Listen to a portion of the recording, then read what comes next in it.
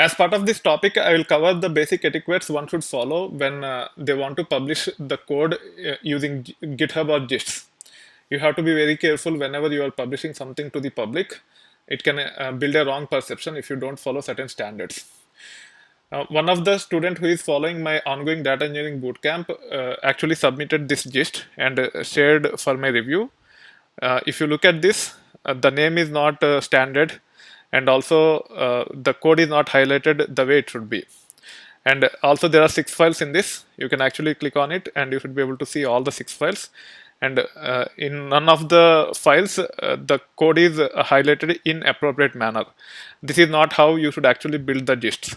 You need to understand the relevance of the extension for the files, and then you have to take it further. Also, when it comes to comments, you have to follow the comment syntax of SQL. Hash is not the syntax for comments in SQL. We typically use a double hyphen. And also, when it comes to joins, this is not with respect to the formatting of the code within Gist, but whenever you actually develop code or query, it has to follow the right syntax. And this query is related to joining 5 tables. And when it comes to join, we should follow ASCII join. These days, everyone is following ASCII join. You should fall back onto the ASCII join rather than using this legacy style join where you define all the tables as part of the from clause, comma separated, and then have the join condition as part of the where clause. Let me reformat this query using ASCII join, and then you will understand what I'm talking about. So as I don't have write permissions to this, I'm actually creating a new gist under my account. I just said gist, not gist, but gist.github.com. And in this case, I just want to get the query for number of cancelled orders daily for each department.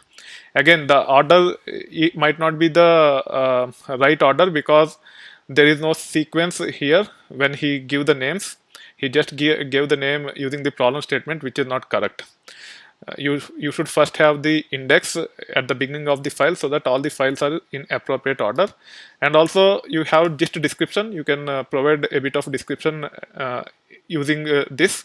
And also you can actually start with instructions by saying 01 instructions .md like this, and you should be able to add all the instructions, dummy instructions,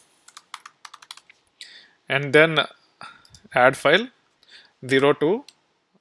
Let's say I want to develop a query to get number of cancelled orders, number of or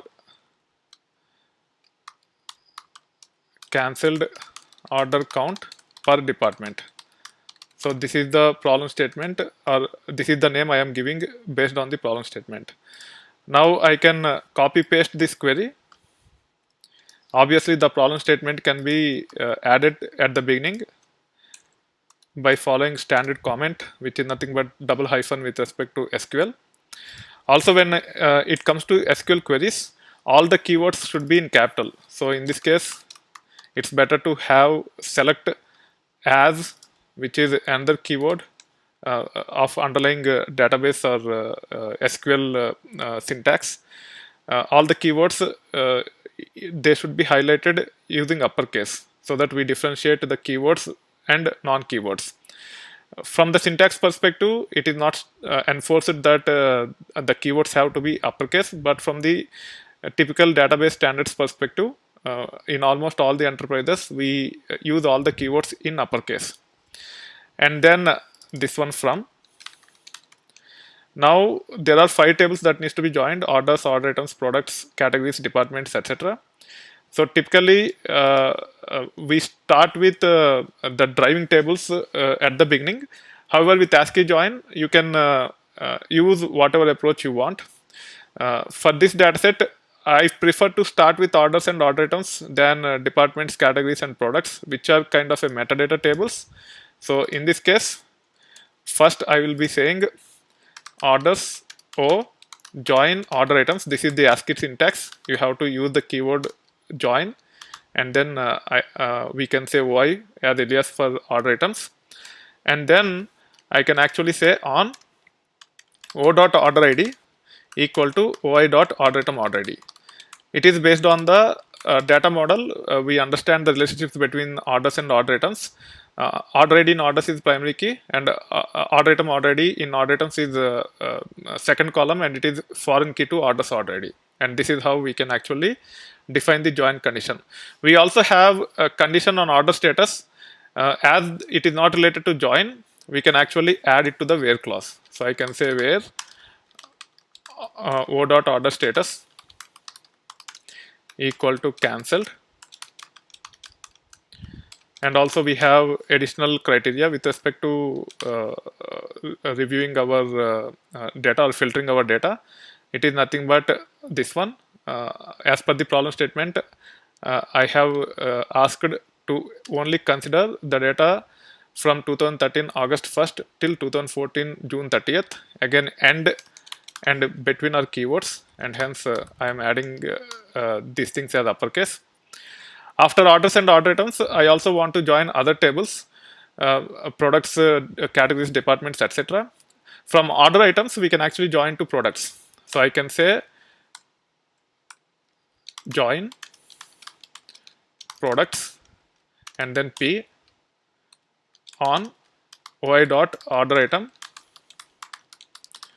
product ID equal to P dot product ID.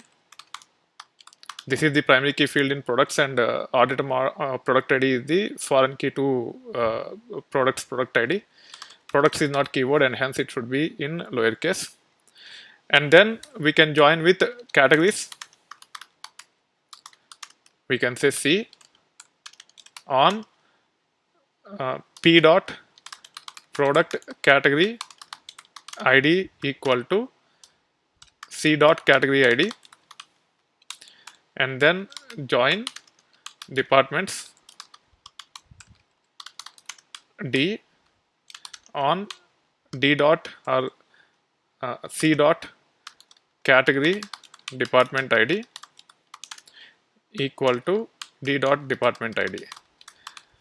So this is what is join condition. It is called as ASCII join. You should adhere to ASCII join going forward. The way the student have joined is a bit outdated, and it's better to be in line with the current trend. You should be familiar with ASCII join like this. And all the conditions should not go into the joins typically. We have to use where clause and have the conditions as part of the where clause.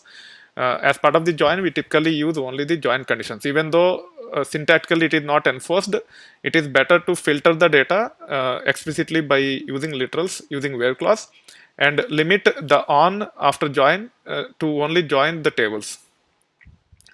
We also need to group by department ID, department name, and order date. For that, I can say group by like this, and I should be able to copy these things. And then I can actually delete this. Now I can say semicolon. Like that, I can add multiple files for multiple queries. In this case, I just want to demonstrate using one query, and hence I am deleting this. Now I can actually say create secret gist just to create the secret gist for now. Now you see the query is highlighted in a much better way. It will be very easy for anyone to review, and also it will give a very good impression when someone review your code. Definitely you will have an edge compared to those who doesn't put that extra effort of following certain standards and formatting the queries and code in a readable format. It will actually show the quality of you as a engineer, and people might prefer you over others even if they're a bit smarter than you. That being said, make sure you follow these standards whenever you publish code as part of the GitHub or GIST repositories. You just understand the standards based upon the programming language or whatever it is, and then take it further. Even when it comes to publishing documents, you should follow certain standards. Then it will definitely give a lot of traction over a period of time. That being said, I wish you will be following these standards going forward. Thank you. Bye.